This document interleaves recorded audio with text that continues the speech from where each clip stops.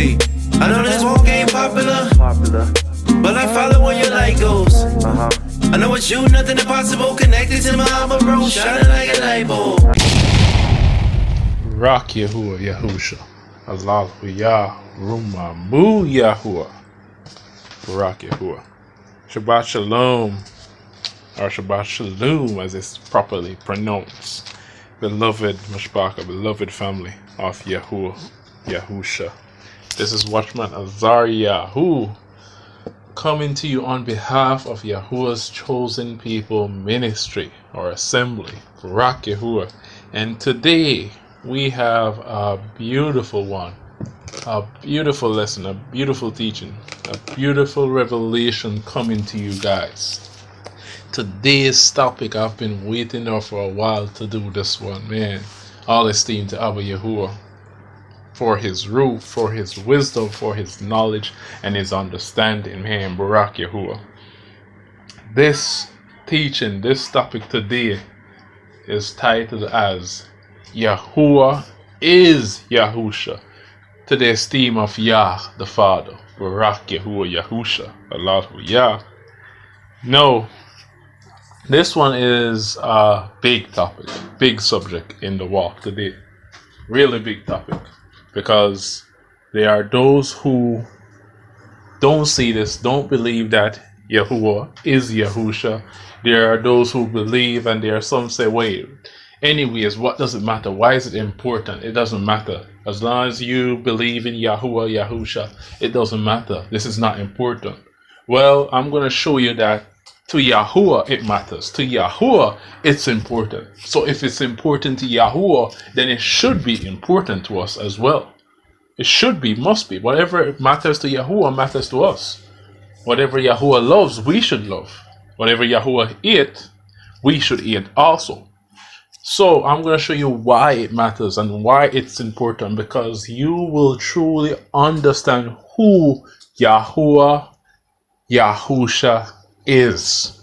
You will truly understand who Yahusha is and who Yahuwah is, the rule, his power, and his operation. You will learn a lot more when you understand this, when you see it for itself. Barak Yahuwah Yahusha. But before we get started, Hallelujah, I want to do Yahuwah's Balal. Hallelujah. I'm going to do it first in the Hebrew, then translate it in the English. Or better yet, transliterate it in the English. Well, break it down in the translation form. Hallelujah. So if you want this Balal, if you want this prayer, you can check it out on our page as well. It's on our page. Hallelujah.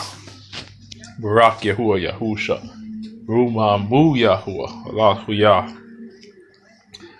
Abinu Ba Shamayim. Kadashki Shamka. Malakutka Bua Ya Ra'uka Asha Al Aratz Khan Bashamayim Natan Lanu Hayum At Laham Bahazarak Usalah Lanu Lahatenu Ki Lanu Salah Utam La Ata Imkam Kwara Lanu Uparat Lanu La Taha U Yasha Lanu Ma Rasha La Malakutka Shulat Haka U Hakaban Bahasham Al Kal Shamut Yahuwah Yahusha. Aman. Barak Yahuwah. Our Father in heaven, separated or called out is your name. Your kingdom come. Yah, your will be done or accomplished on earth, so it is in heaven. Give or distribute us the day covenant bread in the need, and forgive us for our crimes, as we forgive them for their crimes against us. Lead us not astray, and rescue us from evil doing. For your kingdom reigns, the power and the esteem. In the name above all names, Yahuwah, who is Yahusha. Aman. So be it. So be it. Barak Yahuwah. Hallelujah. RUMAMUYAHUAH. RUMAMUYAHUAH. Barak Yahuwah. So let's begin. let's begin. Let's dive into the mystery of Yahusha, and let's reveal who Yahusha truly is, and help you guys to understand more about the power, the operation, the essence of Yahuwah. And the first place that we gotta start, first place that we gotta jump into, BARAK Yahuwah, is definitely the Shama, or as most would know it, the Shema. The Shama is something, it's a daily prayer that we are supposed to recite, daily. We are supposed to know this, memorize it, repeat it, BARAK Yahuwah. And, in verse 4, this is how Yahuwah starts it out. This is the first thing that Yahuwah makes clear.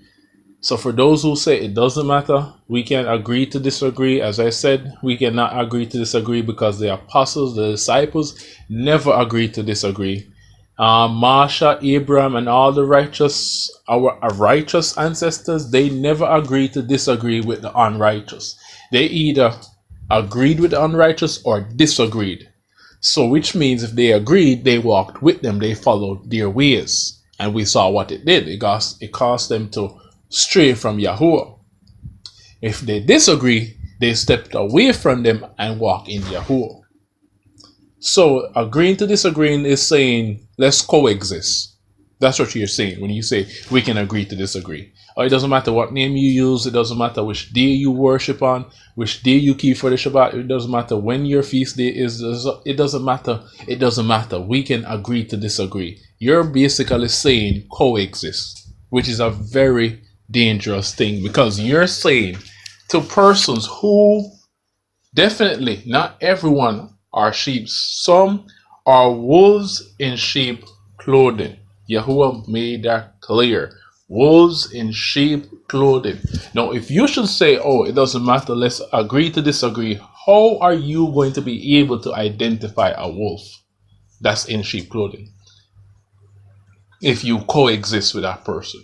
Do you see why this is dangerous, everyone? Because you will unknowingly let in reptiles, serpents, wolves to destroy you, destroy your surrounding, destroy your family, destroy your assembly.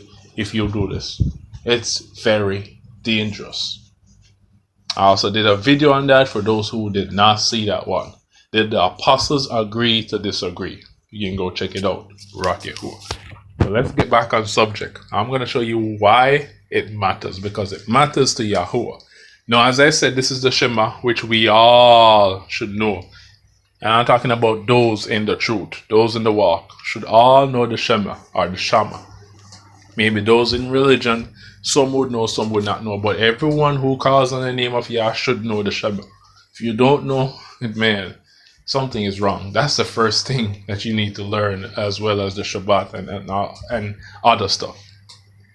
No, it reads, verse 4, this is Deuteronomy 6, or Dabarim, which means words. So the proper translation is Dabar, is words. And the Hebrew original name is Dabarim. It should not be Deuteronomy. It should not. It should be words. And why persons don't know this, or they gave us these false translations, is because they have twisted the words because they want to hide the truth from us. And I'm going to show you proof that they did this with the Bible, in the Bible, where Kappa testified about this. So this is why we need the original tongue that it was written in, which is Hebrew. You need to understand, even if it's the basic of Hebrew, the Hebrew letters, so that you can properly translate back the words to what it should be instead of what they made it, as we see today. And this is why we have so many doctrines, because of these mistranslations or transmogrifications that they have done to the words. Now, the first thing he starts out to say is hear or guard. Shama means to hearken, to guard. Hear or guard, O Yasharal. Yahuwah Alahenu. Alahenu means our power. Yahuwah Ahad. In Hebrew, it would be Yahuwah Ahad. Ahad means one. So it would be Yahuwah one. In Hebrew, there is no word for is.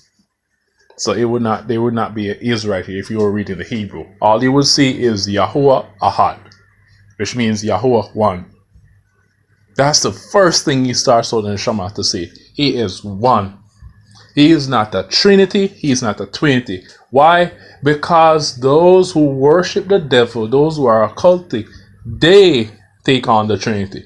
Why? Because they worship the Father, the Son, and the Mother. Because that worship, religion started through three persons. Because of three persons. This is how religion was formed and started. Even in this walk, we still have religion today because we still got persons who believe in the Trinity or the Trinity, even though some don't know. And I'm not bashing anyone. But at the end of the day, we need to know, we need to learn.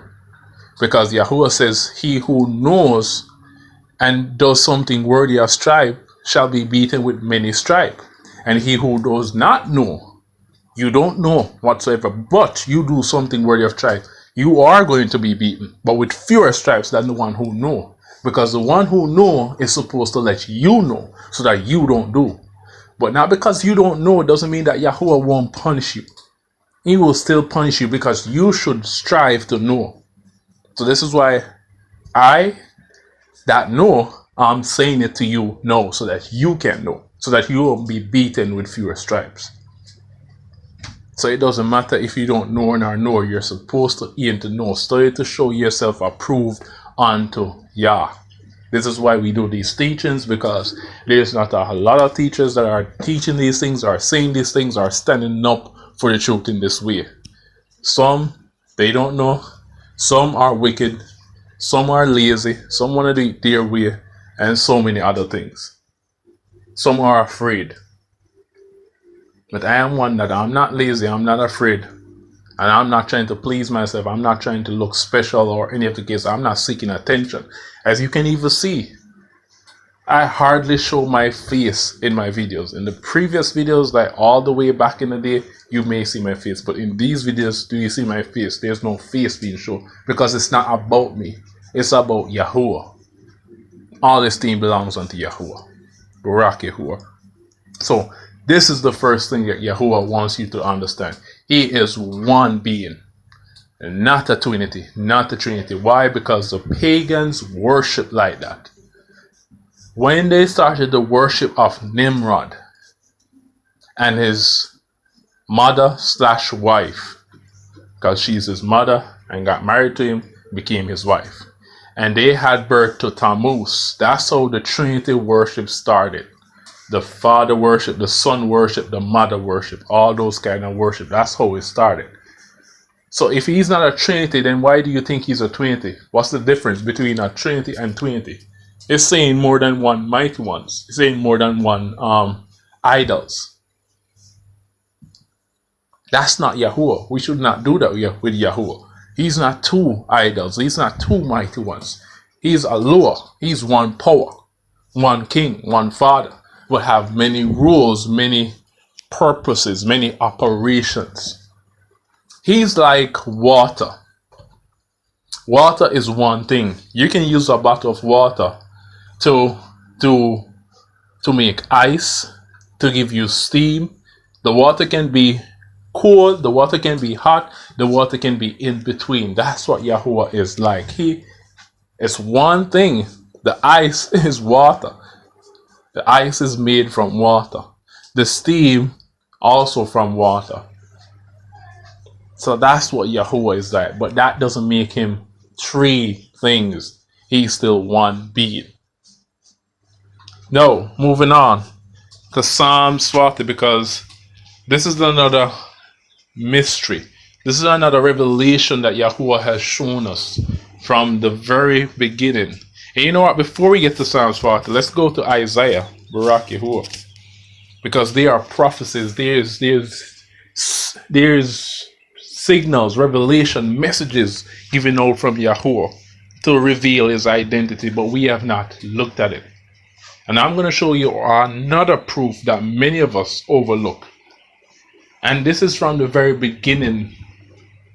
This is from Marsha's days, Adam's days. I'm going to show you another proof that he is Yahusha. But let's jump to Isaiah, BARAK Yahu, or proper translation, YAHSHAY'S, which means deliverance is of Yah. Yahusha means Yah adds deliverance. YAHSHAY'Yahu means deliverance is of Yah, or Yah delivers. So let's jump to YAHSHAY'Yahu, Isaiah. Let's go to 42 first. Let's read chapter 42. Here it is. BARAK Yahuwah. Man, I love this verse as well. This is YAHSHAY'Yahu 42 verse 8. And it reads, I am Yahuwah, that is my name, and my esteem. You do not say this word G, Lamad, O-R-Y. It is from a mighty one's name, an idol's name. Her name is pronounced, is spelled rather, G, Lamad, the English letter that looks like a hockey stick. In Hebrew, it is called Lamad. G, Lamad, O-R-I-A. That's how her name is spelled. That is why they place this word here, because they want you to call on her name. They want you to esteem her, honor her. So Yahuwah says is esteem. Esteem is the correct word that should be here. His esteem will he not give to another, nor his praise to graven images. This is also why JC, that image of JC, could never be of Yahuwah. Could never, because he did not give us an image. He did not told us to paint an image of himself. He did not. Nowhere in scripture does it say, hey, I command you to make an image of me. But, you know, you'll have those that say, but Azari, not because we don't see it in the scripture doesn't mean it's wrong. Not because you don't see it directly, but it's there. No graven images. That's clearly, I mean, come on, people. We got to use our minds here. Does Yahuwah has to give a direct command to everything? Some things are on the topics, like topics. You got topics, then you got subtopics. Some things are right there in the topics or in the subtopics. Does Yahuwah have to highlight it specifically, like celebrating birthday or this or that?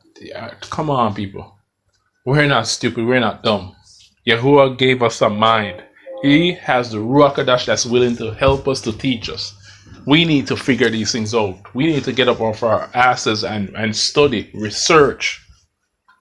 Then these mysteries, then these laws, these commands will come to us better. But if you're there sitting and searching and waiting for a direct command not to do this or not to do that, then guess what? You're going to be led astray.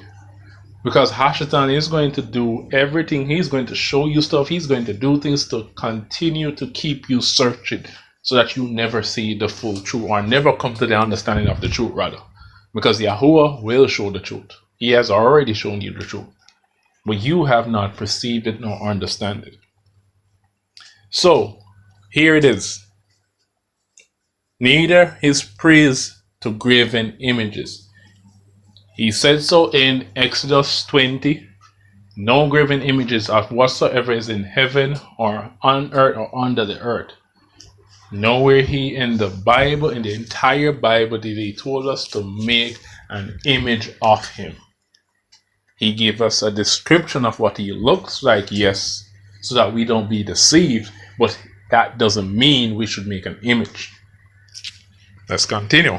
This is not the verse that I'm trying to get to. BARAK Yahuwah. Verse that I'm trying to get to is right here, verse 13. Now listen to this. It says that Yahuwah shall go forth as a mighty man. He shall stir up jealousy like a man of war. He shall cry. Yea, roar. He shall prevail against his enemies. Now, when did we see this happen?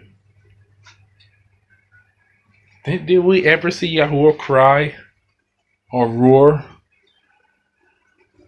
There's only one incident where this happened, and I'm going to show you where. But I'm trying to get you to understand something first. Let's jump to Isaiah 43. Let's go to verse 11.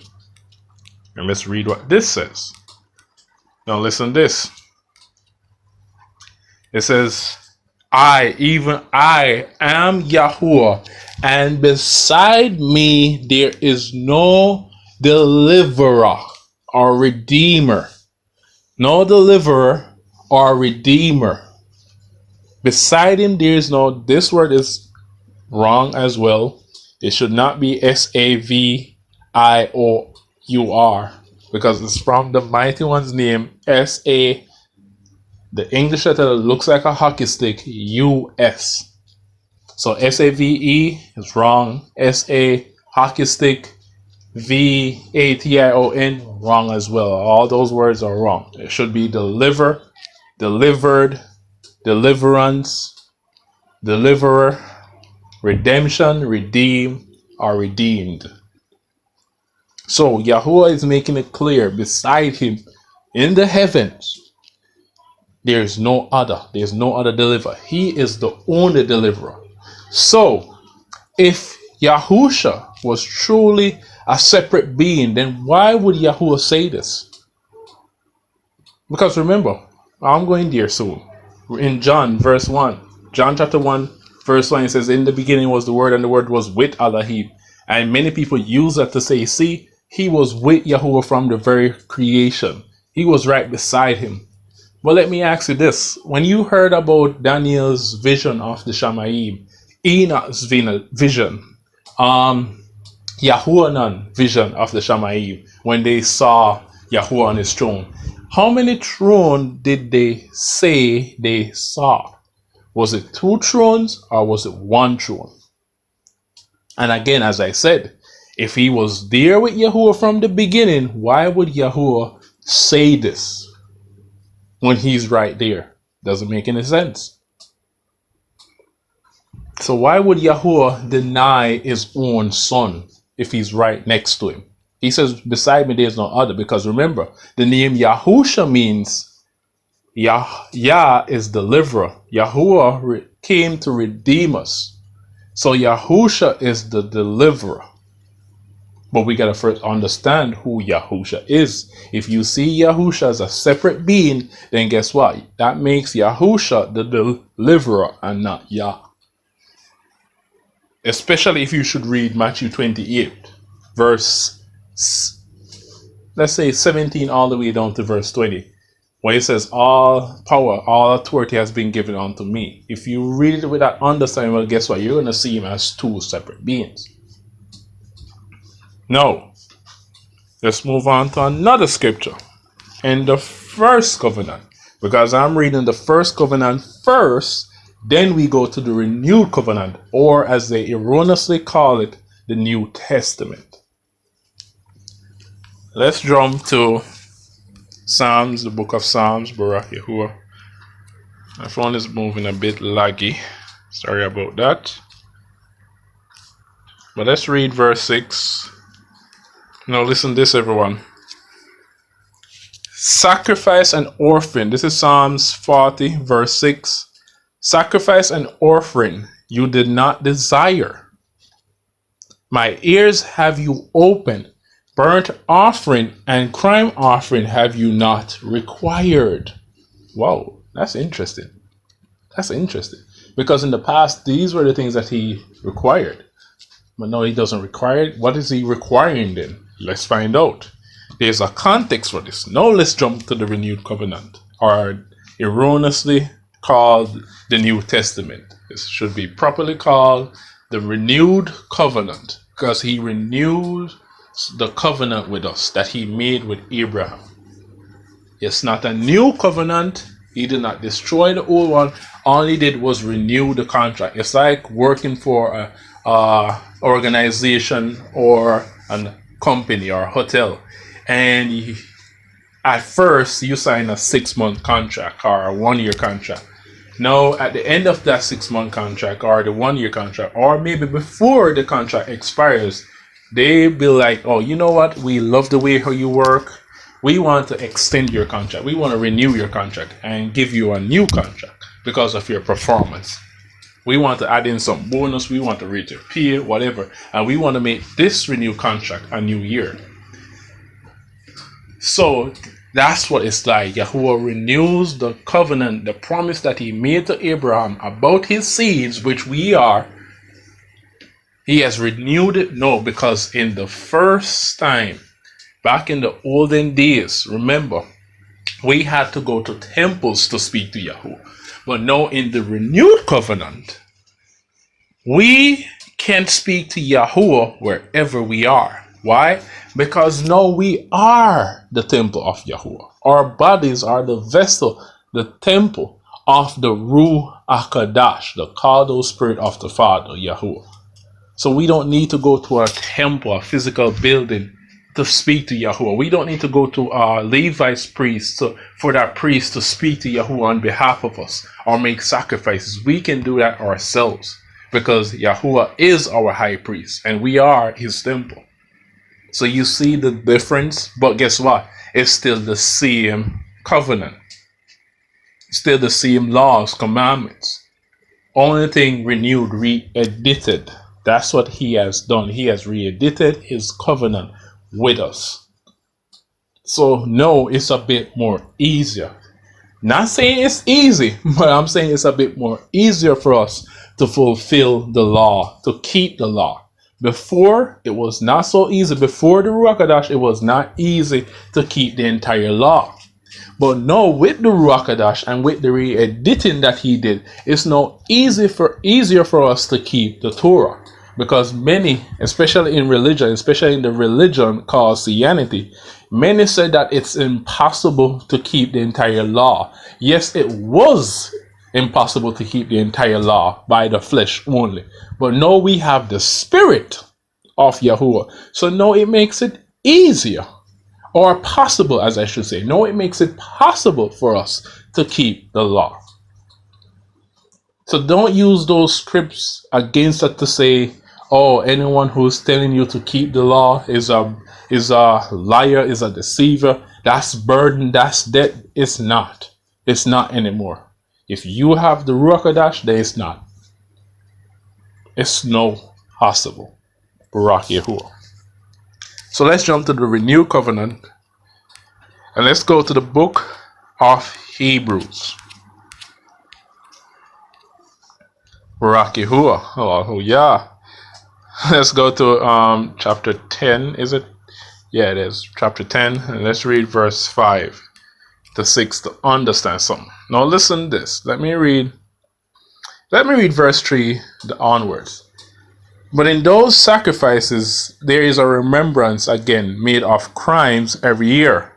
For it is not possible that the blood of bulls and of goats should take away crime. It's not possible. So this is why he came himself. Listen, verse 5. Show you proof. Wherefore, when he came into the world, he said, sacrifice and offering you would not, but a body have you prepared me. In burnt offerings and sacrifices for crime you have had no pleasure. What does he requires now? A body. He requires a body. What was that body that he required? The body of Yahusha. He came in his own image. He did not come in the image of a man. Remember, all mankind, all humans are created in his image. So it's not the other way around. He came in his own image that he created us in. Because I've heard teachers to say, oh, so you're saying that he came as a man. He came in the image of a man. No, he came in the image of himself. Because we are of his image.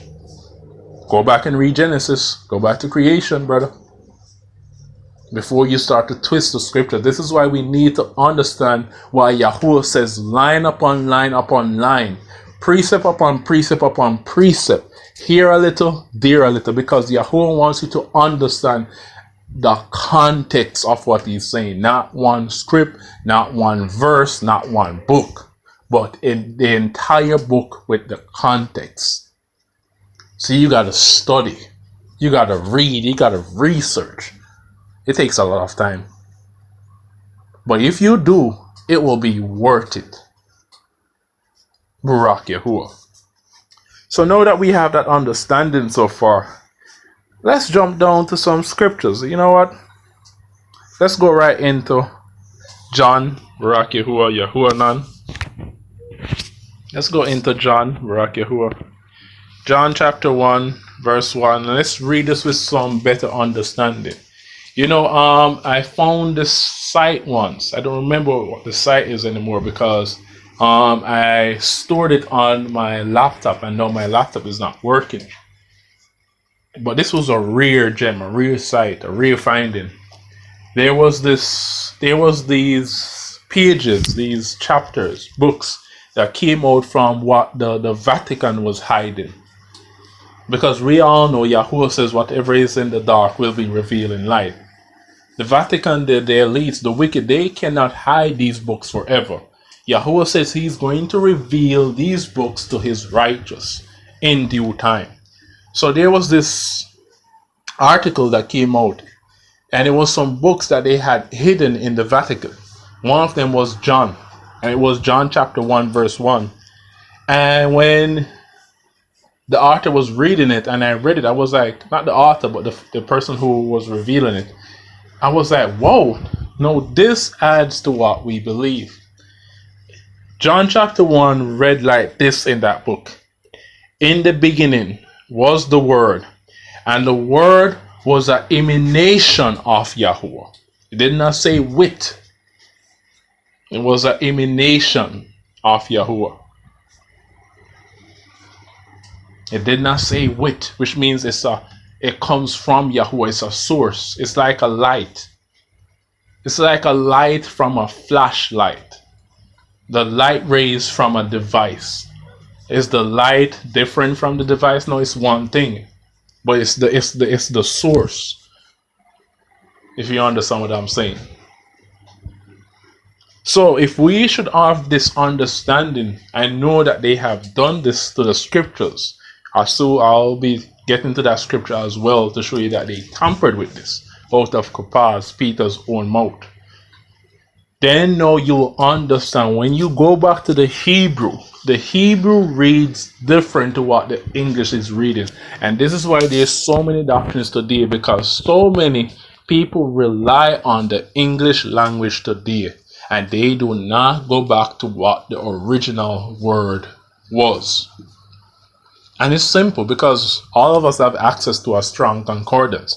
Even if you don't have a physical one, there is strong concordance on the App Store, the Play Store, so you can download it on your phone, your laptop, your tablet, whatever the case may be. You can go on the internet to use a strong concordance. It's easy.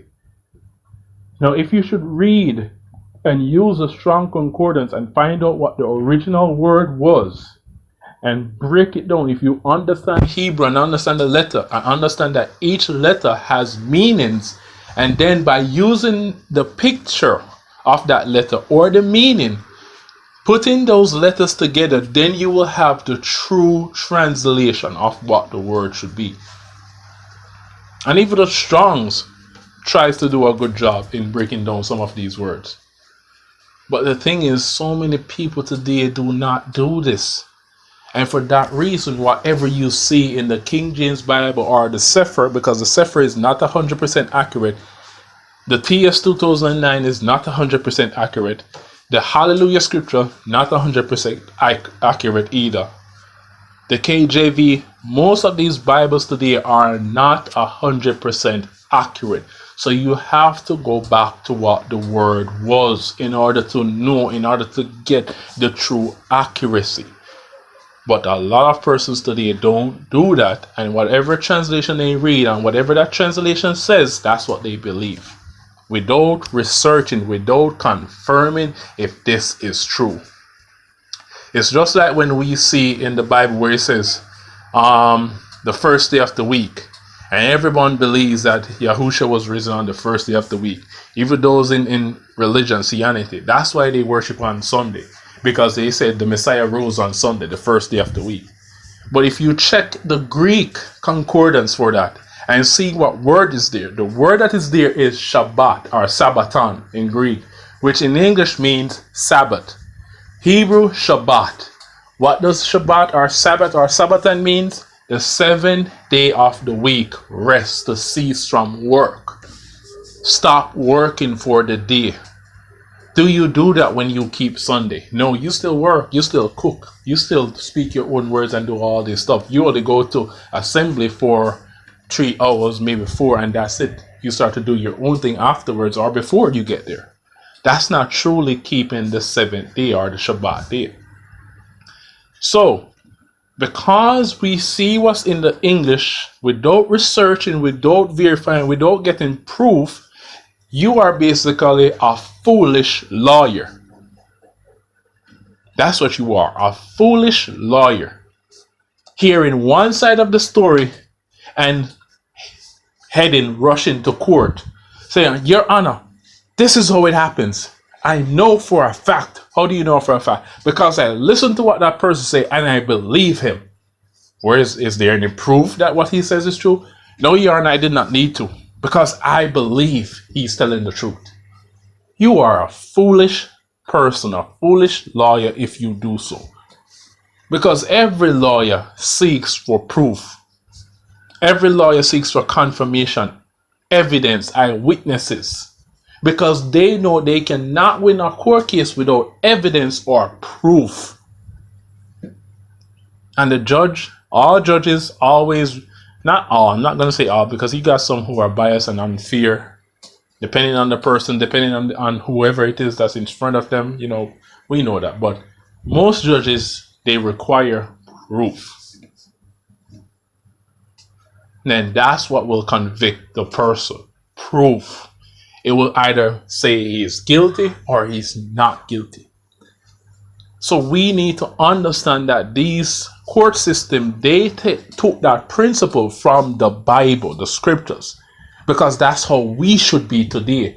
We should seek proof as well about everything. But instead of seeking proof, we seek what pleases us. We seek what's comfortable to us. We seek what's convenient to us. Whatever is convenient or comfortable to me, that's what I'm going to do. That's what I'm after. That's what I believe. No, that's not how it should be. It's whatever is proof, whatever is true, that we should be comfortable with. The truth. Not the lies. Not the watered down doctrines. So that is why today we have so many doctrines. That's a part of the reason. Another part of the reason for so many doctrines, because we got wolves out there in sheep clothing, false teachers. But I'm just showing you why there are so many doctrines today. Why there are so many different name variations. Why there are so many different doctrines. Because of shortcomings. Because of not thoroughly, properly, entirely, completely researching a matter before speaking, before presenting, before teaching. That's why we have these huge, many doctrines today. So what I'm showing you, what I'm teaching you is what Yahuwah showed me and teach us and teach our ancestors to study, to research, to seek proof, to confirm a matter. So that's what I'm showing you today. And not just today, but throughout all the teachings that I did. Barak Yahuwah. So let's read it with a better understanding.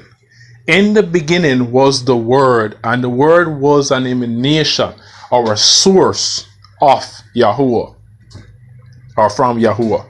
And the Word was, and here it still tells you, the Word was Yahuwah. Or Allah. The word was, it is Yahuwah. The word is Yahuwah. The same was in the beginning. Even though this says with, should not be with. Yahuwah, Allah. All things were made by him, and without him was not anything made that was made. Now, if you should go back to Genesis, who created the heavens and the earth? It says that Yahuwah. It did not say he's his son. It did not say Yahusha. Yahuwah made the heavens and the earth. That's quite clear in the first covenant.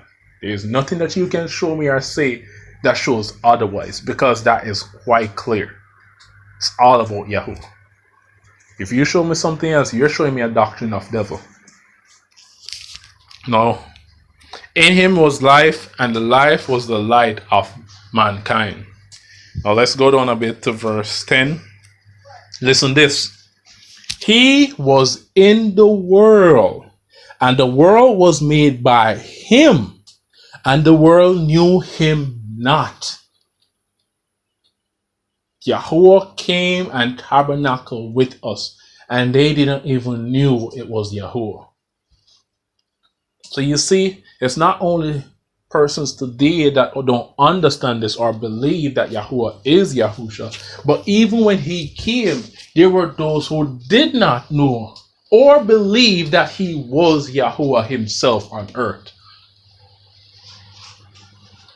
I've heard someone ask this question, Azari, how can Yahuwah be on earth and in heaven at the same time? I'm like, what kind of stupid, silly questions are you asking me? Don't you believe he's omnipresent? Yeah. And what does it mean? It means he's everywhere. So if he's everywhere, I mean, as I said, we're the temple of Yahuwah, Yahusha. We're the temple of the Ruach HaKodesh. And Yahuwah clearly says, where two or more are gathered touching anything concerning his name, concerning him, is in the midst. So if we, on this video right now, are watching this, talking about Yahuwah, multiple person watching, which means Yahuwah is here with me in Jamaica, with you in America, and with you in some other country. So how is that possible? Because that's Yahuwah. He's all knowing, he's all power, he's all powerful, he's all existent. Yahuwah can be in multiple places at once. So he can be in heaven and on earth at the same time. He's that powerful. He's that great. So if you don't see that or can believe that, well, guess what? You're downplaying or you're downsizing the power of Yahuwah. Sorry about that. So he came unto his own, and his own received him not. Yahshua is whose? It's Yahuwah. No one else. But as many as received him, to them he gave power to become the sons of Yahuwah. Even to them that believed on his name, which were born not of blood, nor of the will of flesh, nor of the will of man, but of Yahuwah. Man, Barak Yahuwah. And the word was made flesh, and tabernacled amongst us. And we beheld his esteem, the esteem of the Yahid, the united of the Father, full of grace and truth. Now remember, in the beginning, when Yahuwah made Adam and Hua, and Adam and Hua messed up, and Yahuwah showed up. What did Genesis say? It said that Yahuwah was walking in the garden and they heard him. So what did Yahuwah wanted with his people? He wanted a relationship with his people, not a religion. Yahuwah wanted a relationship with his people, not a religious people. He wanted to tabernacle with us, to walk amongst us. That's why he has placed his rule, his spirit inside of us, because that's what he wanted from the beginning. But guess what? Our mortal bodies and eyes cannot see Yahuwah and live. Scripture made that clear. We cannot see the face of Yahuwah. No mortal being, no mortal body can see the face of Yahuwah and live. And when I say Yahuwah, his face is everything, is all in all, his entire being. So that's why he had to come in a way where he can tabernacle with us, talk with us, walk with us, and we can see him without any of us dying. And that's why he came in his own image. He came in flesh and blood, so that we all can see him, perceive him. And he did so as an example.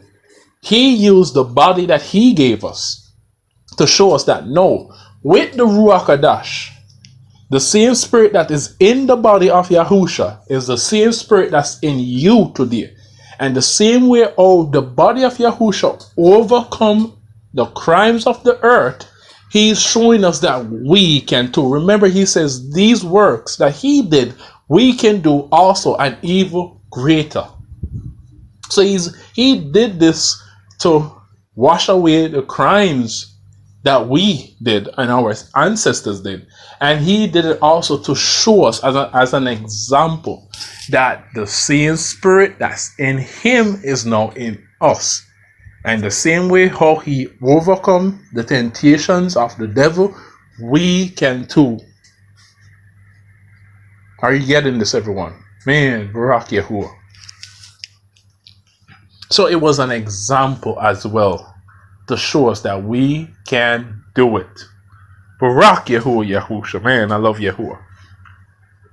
Now let's remain in John and let's go to chapter 14, Barak Yahuwah. And let's read from verse, you know what? I'm going to read from verse 6 all the way down to verse 10, Barak Yahuwah. Now listen to this, everyone. No, man, Barak Yahuwah. Barak Yahuwah. You know what? I'm not even going to read this yet. You know what? I'm not going to read this one yet. I'm going to keep this one for last. Barak Yahuwah. Let's go to Philippians. Philippians chapter 2. Philippians chapter 2. Let's read from verse 9 to 11. Now listen to this, everyone. Barak Yahuwah. You know what? And after reading this, I'll go to 2 Peter chapter 3, verse 15 to 16. Now, Philippians chapter 2, verse 9, this is Paul who wrote this.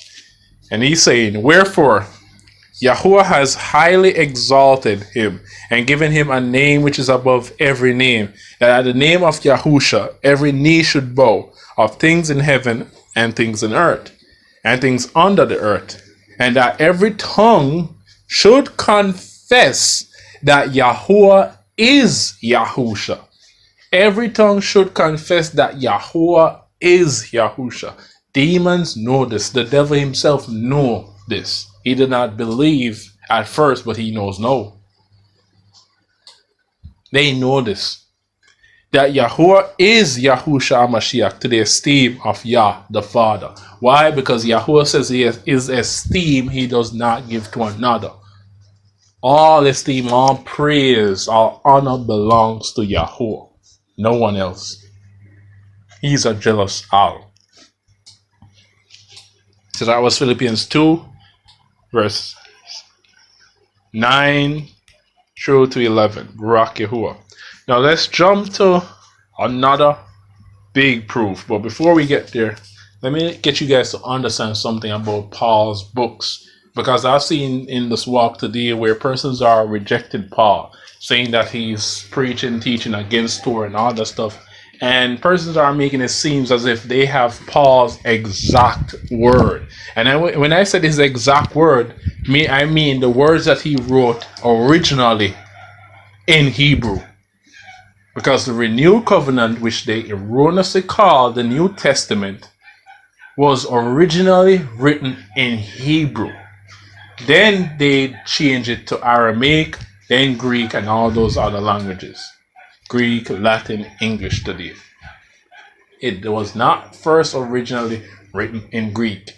You don't believe me? Go check out Truth Unedited video about this, where he shows you proof to the first founding fathers of the CH that tells you that Matthew was a Hebrew.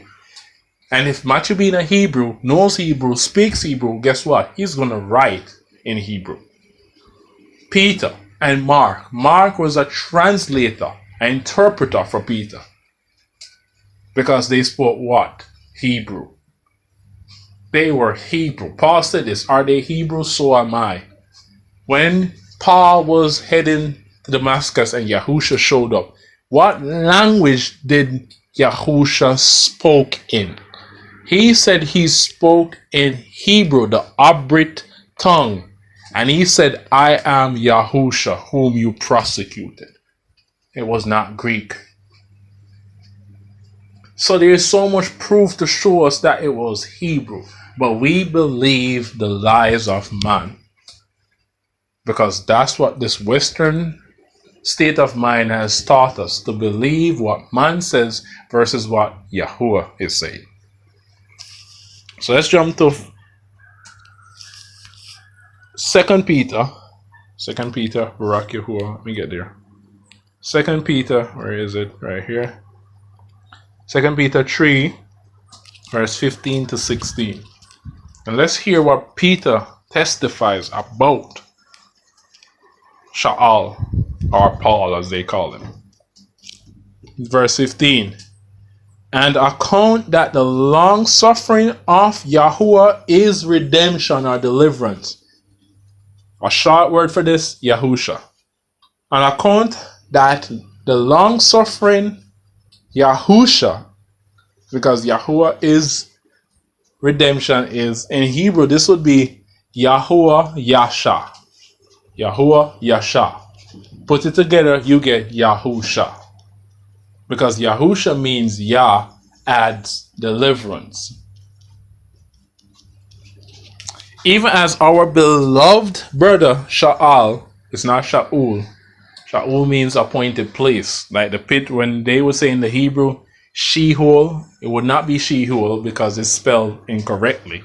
It's S-H-E-O, Lamad they spell it. But in true Hebrew, ancient Hebrew, not the modern Hebrew, because modern Hebrew is really Aramaic mixed with Hebrew.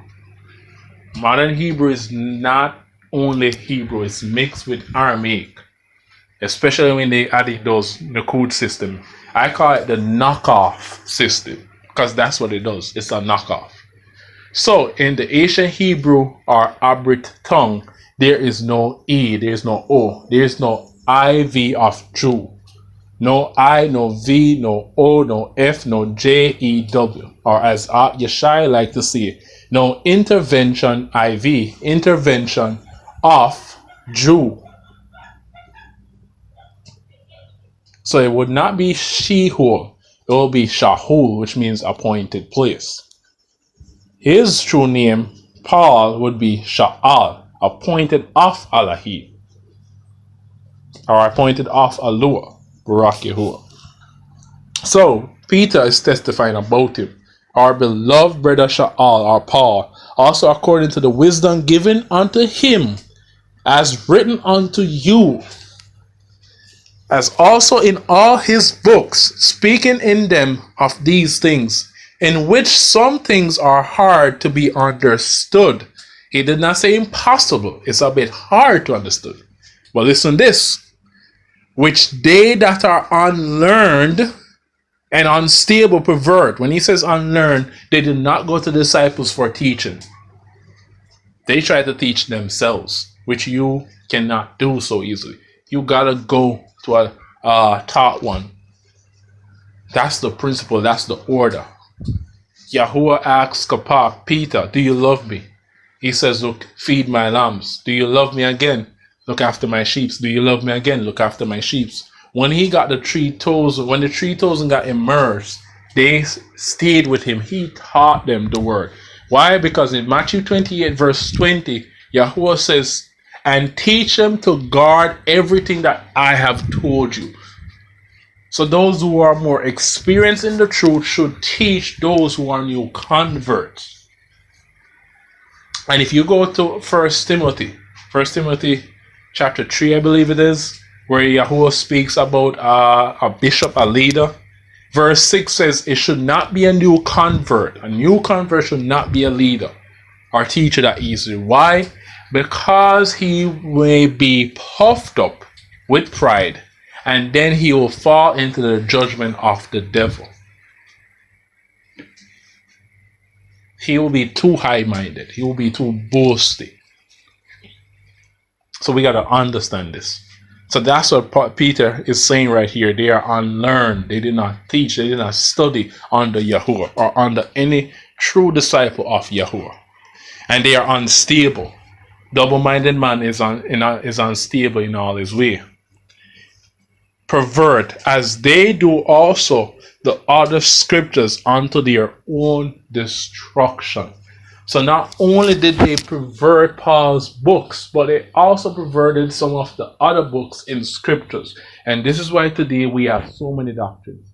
And this is why today people believe that these perverted ways that we see in Paul's books or letters, he wrote this exactly. And not realizing that it's the wicked that did this, because they're trying to frame him. They're trying to make him look bad. Why? Because Paul was one of them.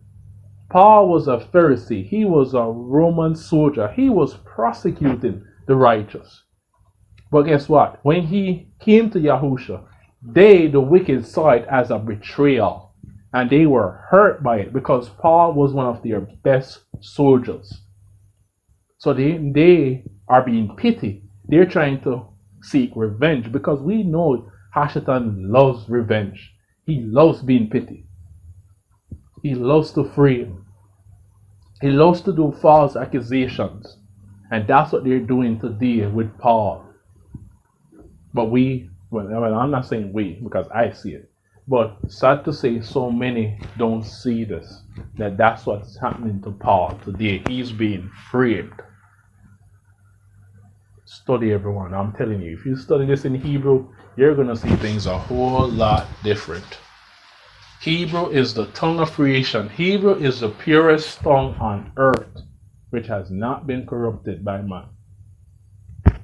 Ancient Hebrew, that is. Ancient Hebrew, that is. Purest tongue on earth. No errors, no mistranslations. If you know the basics of it. All you need to know, everyone, is the letters, the alphabet.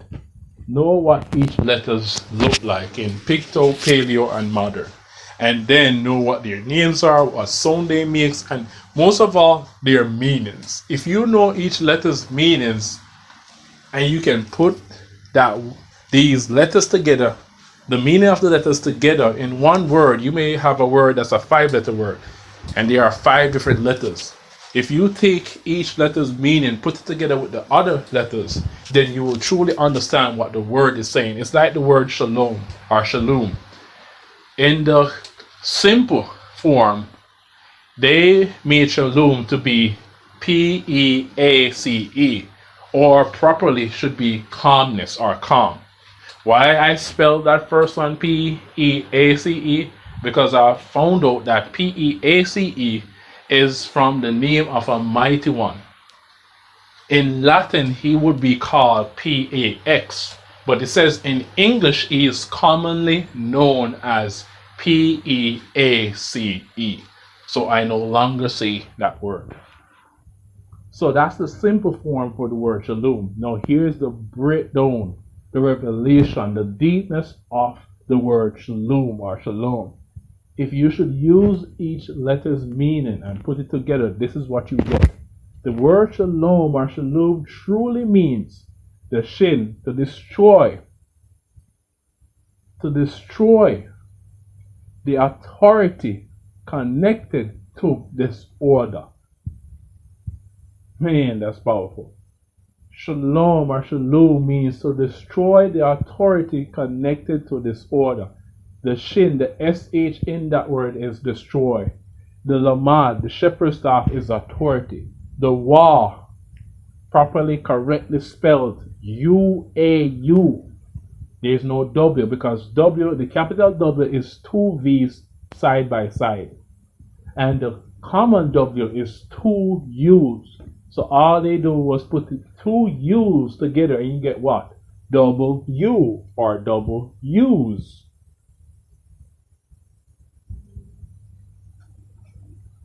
So the wa means to attach or connect because it's a henpeck. The shin is 2 front teeth, and with your teeth you eat, you destroy, you consume. The shepherd's staff, that's his authority that he used to guide the sheep back into line and guide them on their path. The wa, the tent peg, is used to attach the tent, to secure the tent to the ground, to add, to secure. Now the mayim, the M, that's the picture of water. Water, as you can see, has many operations or form. Here it may look calm, another place it may look rough, another place it may look very, very rough. That's why it's attached to this order, because it's not in one order. Not all the entire sea around the world is in one order. If the sea is calm in Jamaica, let me show you an example. The sea is calm in Jamaica, it should be calm in Africa and everywhere else in the world. But as we know it today, that's not true. It's in different forms, order. So that's why this order is attached to the Mayim, the letter M in Hebrew, for this order. So put it together. Shin Lamad Wa Mayim. Destroy authority connected disorder. To destroy the authority connected to disorder. This is why Yahuwah says, if you go into a home and the home be worthy, let your shalom come upon it. You are asking Yahuwah to destroy the authority that's in the atmosphere that's connected to this order in that person's home or life. That's how powerful the word shalom is. So when we say to each other, that's what we're truly saying in the spiritual realm. Because Hebrew is an action-oriented language. Even nouns in Hebrew are verbs. Because each word, name in Hebrew speaks to an action. So this is why I always say to everyone, please learn if it's even the basic of your tongue of Hebrew, because you will understand so much more. And when you start to use some of these Hebrew words, you do more in the spiritual realm instead of these English words that are spells. Perfect example, like the word nice. The word nice, they make it seem as if the word nice is a positive word, but it's not. It's a negative word. The word nice originally and properly means to be foolish or to be not know, to be not knowing, to be stupid. So when you say to someone, you look nice, you're saying you look foolish, you look stupid. Oh, the food tastes nice. The food tastes stupid, foolish. That's what you're truly saying. So this is why I try to use more words in Hebrew than English, because of these spells and because of the corruption. Why? Yahuwah asked me this question once. He asked me, why did I give multiple languages in the first place? And I said, Yahuwah, for confusion, because of the disobedience of man, when they were worshipping Nimrod, the first man to be ever worshipped as an idol. And Yahuwah said to me, correct. Don't you see that it's doing its job today? Even up to today, it's still doing that job, causing confusion. Why? Because of disobedience. Nothing is new under the sun. So please, for those who truly want more truth, who truly want more of Yahuwah, study some of the Hebrews. If you need help, reach out to us. I'm willing and able to help anyone, to teach anyone the Hebrew letters. I've done with so many already. I'm willing and able to do so. BARAK YAHUAH. So now that we got that testimony, that assurance from Kappa, from Peter about Paul, let's go into another scripture to show proof that Yahuwah is Yahusha HaMashiach. BARAK YAHUAH. Let's jump to one of my favorite scriptures, because they speak to not only that Yahuwah is Yahusha, but those who are calling Yahusha a curse. Because not only are people rejecting Paul, but they're also rejecting Yahusha HaMashiach. They're rejecting the New Testament, or properly called the Renewed Covenant. And I'm going to show you proof to this, that you should not do so. 1 Corinthians chapter 12, verse 3. Now it reads, wherefore I give you to understand that no man speaking by the Ruh Yahuwah, or the Ruh of Yahuwah, the Spirit of Yahuwah, calls Yahusha a curse. If they have the Spirit of Yahuwah, no one who has the Spirit of Yahuwah can say Yahusha is false, or is a curse, or is wrong. No one can reject or deny Yahusha if you have the Spirit of Yahuwah. That's what this is saying right here. No one. If you do this, then it's clear you don't have the Spirit of Yahuwah. Sorry. And we have seen this in the script. Yahuwah has rejected persons because of their disobedience, because of the wickedness of their heart. Perfect example, one of the first, well, not one of the first, well, one off. He's not the first, but he's one off. In the first coming out, we saw this with the first Paul, or the first Saul, when he did not completely obey Yahuwah. And for that reason, Yahuwah did what? He rejected him. He took his spirit from him, and an evil spirit overcame Saul. And David had to play the harp. That's what's happening today. Nothing is new under the sun, people. But wait, it's not finished. There's more. BARAK YAHUAH. Now listen the other part to it.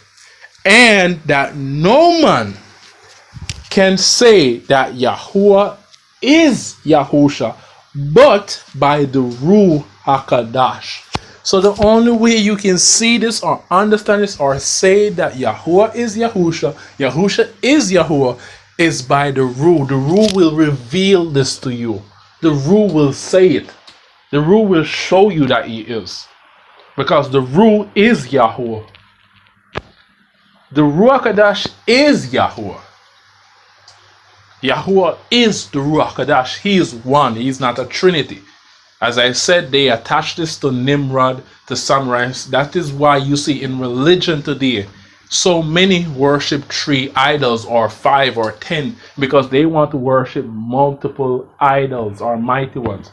They have a name for that. I think it's called poly something or another. I don't remember the name right now. But they have a name for it, a title for it. It's probably some M word. It's right there on the tip of my tongue, but I mean, it's not coming out. But you guys can research that word. Worshipping multiple gods, they would see. That's what it is. Do not do this with Yahuwah. He's not multiple gods. He's not multiple idols. He's one. There is no mother of heaven or any of that foolishness. If there were females in heaven, Shammai, then why would the messengers need to come down to earth to lay with females? They would have already had their wives in heaven if there were females in heaven.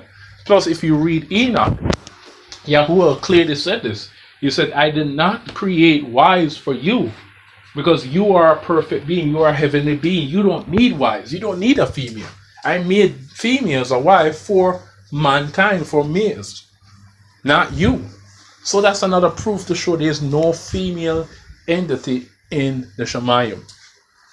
That's female mother of heaven crap is tied to Semiramis.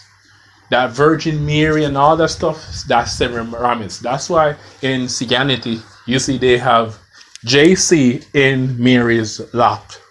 In Buddhism, you see they have a female holding a child. In Hinduism, Chineseism, whatever it is, you always see a woman and child, because that's Semiramis and Tammuz. Then you have the father, which is Nimrod. So that's why you have a trinity, or sometimes a trinity, because they're saying father and son, or father, son, and mother. That's not of Yahuwah, people. Stop doing that. It's not. It's wrong. Some may want to debate after this and whatever and argue or whatever. Fine, that's your choice.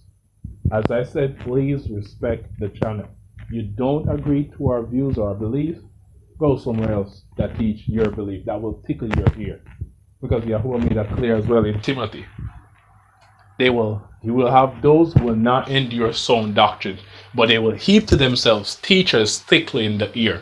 I'm not a teacher to tickle your ear. So please, don't come to argue, don't come to debate. Go find a teacher that will tickle your ear. If you're not for hardcore truth, then this is not the channel for you.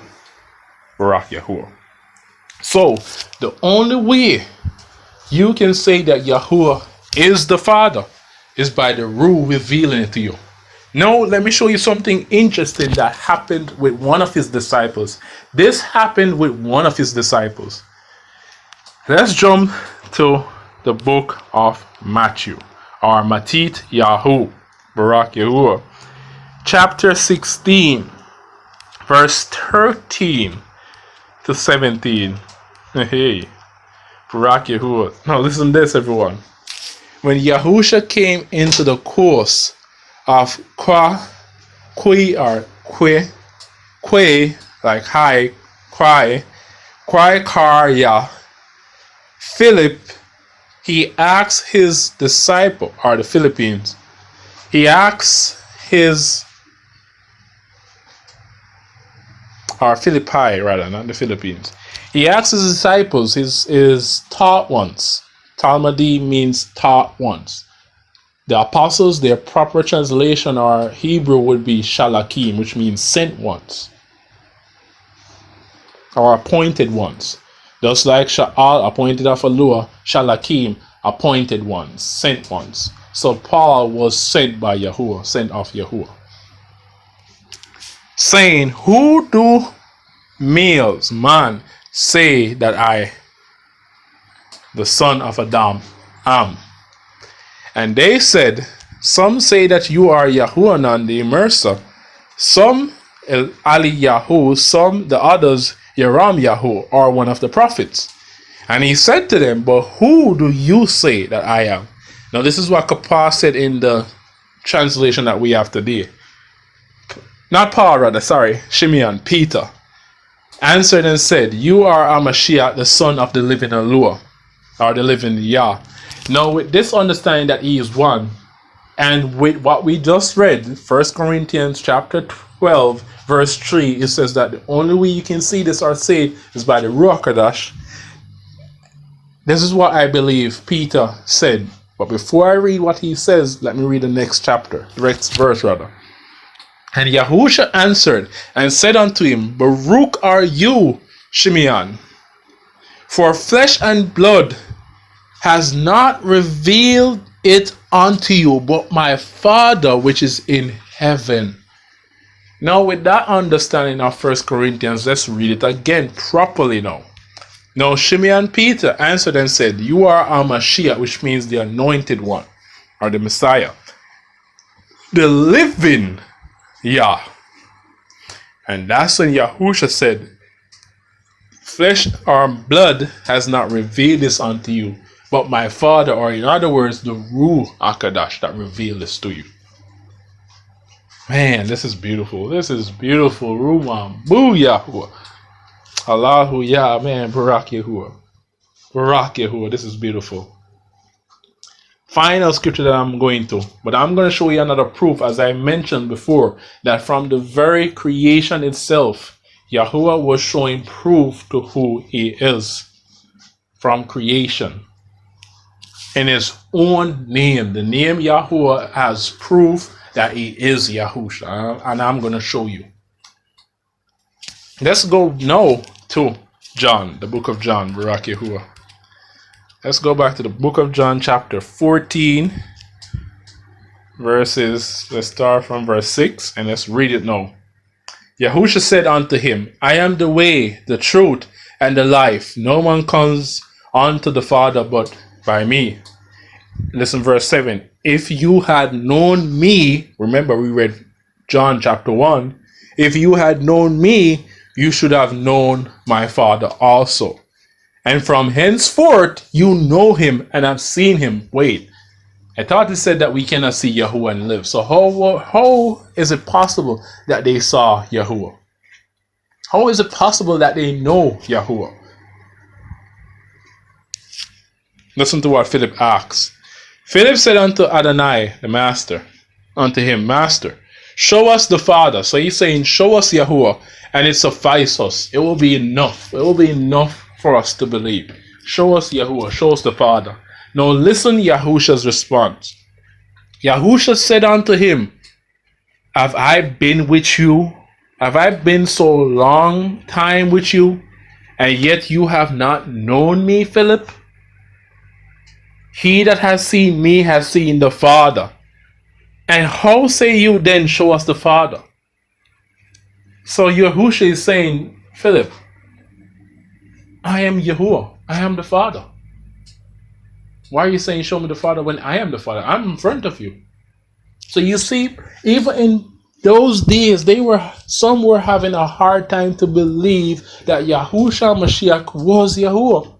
This is why the Pharisees had the perfect opportunity to crucify him, because when he was saying that he was the Father, they were saying blasphemy, blasphemy. This one commits blasphemy because what? He was saying that he was Yahuwah. And no man on earth can ever say that. No man. Ever. If you should ever blaspheme the name of Yahuwah, you should be put to death. You cannot say that you are Yahuwah. You would have been stoned in those days. And that's why it was the perfect time, because he revealed to them who he truly was, but they still did not believe. He came unto his own, and his own did not know him. Man, that's sad. That's crazy. Let's read verse 10. Believe you not that I am in the Father, and the Father in me? The words that I speak unto you, I speak not of myself, but the Father that dwells in me, he does the work. Now I'm going to share a link in the description to YAHSHAY'S teaching on the Watchman of Yahuwah, where YAHSHAY breaks down that Yahusha is the redeeming right hand of the Father. Yahusha is the right hand of Yahuwah. It was a part of Yahuwah that came to the earth. Just a part of him. Just one body part that came to the earth. I'm going to share the link in the description so that you can go and watch that video. Also, his son, YAHSHAY Jr., he did the teaching as well to show that Yahuwah is Yahusha. So you can check that out as well. It will be in the description link. BARAK Yahuwah. So, are you now ready to see proof in Yah's own name, Yahuwah's name, that he is Yahusha? Are you guys really ready for this? Let's go to the name Yahuwah in the pictograph. The name Yahuwah in the pictograph have the Hebrew letters Yod. That's the Y looking one that looks like a Y and a L together, or Lama together, Salaki Yahuwah. The He is the man, the state man with his arm raised. The Wah, the 10 peg, that's the Y looking thing. It's not a Y, but it's a 10 peg. And then the He. So we have Yod, He, Wah, He.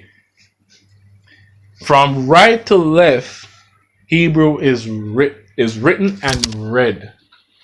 It's not like English today or other languages. We read from right to left, not from left to right. So, from right to left, it's Yahuwah. And Yahuwah mean from right to left, it means the Yod and the He together. That's the short form of Yah's name, which is Yah.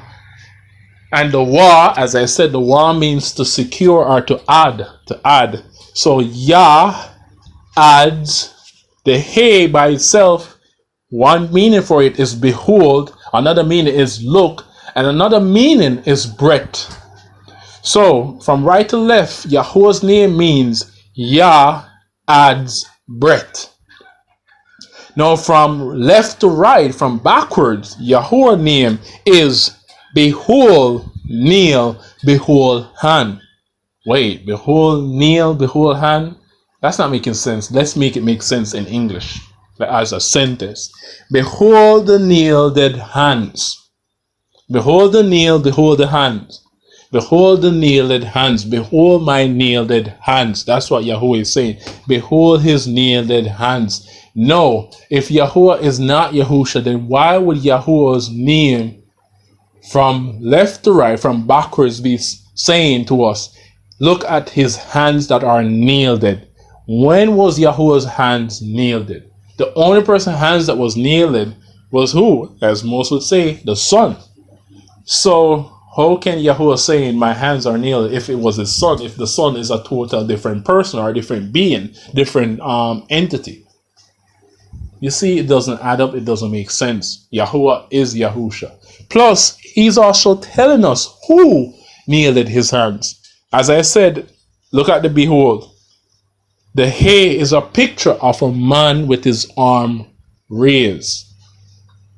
So Yahuwah is showing us that man is going to nail his hands. Yahuwah was saying it to Marsha, to Harun, to Aaron, to Noah. He was saying it to all those in the past. I will be nailed to the tree. Man, that's powerful. BARAK Yahuwah. So do you see, there are so many proofs. If you should look at the word Barashit as well, Barashit, it's another proof that he is Yahuwah. Man, there's so many proofs all around. So I can go on and on. This will take time. If I should go really, really into this, it's going to take a lot of time. But I'm not. I'm just going to show these proof. This proof is enough. I don't believe there needs to be more.